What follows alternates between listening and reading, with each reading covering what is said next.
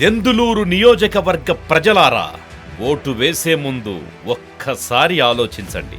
ఒకవైపు 93 కేసులున్న దుర్మార్గుడు, మరొక వైపు చదువుకున్న ఉన్నత విద్యావంతుడు. ఒకవైపు దెందులూరును దశాబ్దాల చీకటిలోకి నెట్టేసిన రాక్షసుడు, మరొక వైపు దెందులూరును ఆదర్శంగా మారుస్తున్న శ్రామికుడు.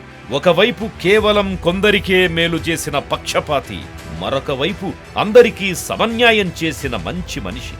ఒకవైపు గతంలో ఏం అభివృద్ధి చేశాడో కూడా చెప్పలేని అసమర్థుడు, మరొక వైపు కేవలం 5 ఏళ్లలోనే 3400 కోట్ల సంక్షేమాభివృద్ధిని అందించిన సమర్థ పాలకుడు. ఒకవైపు గౌరవం ఇవ్వకుండా అందరితో బూతులు మాట్లాడే అహంకారి, మరొక వైపు ఆత్మీయతకు సంస్కారానికి మారుపేరుగా నిలిచిన పరోపకారి.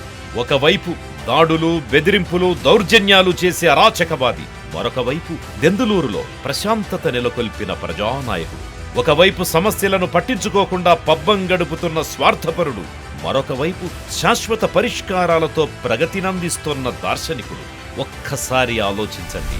దెందులూరు మేలుకు ఎవరు కావాలో నిర్ణయించండి. మే 13న మీ నిర్ణయాన్ని ఓటు రూపంలో తెలపండి. ఫ్యాను గుర్తుకు ఓటేద్దాం. కొఠారు అబ్బయ్య చౌదరి గారిని గెలిపించుకుందాం. దెందులూరును ప్రగతి పథంలో నడిపించుకుందాం. ఫ్యాను గుర్తుకే మన ఓటు.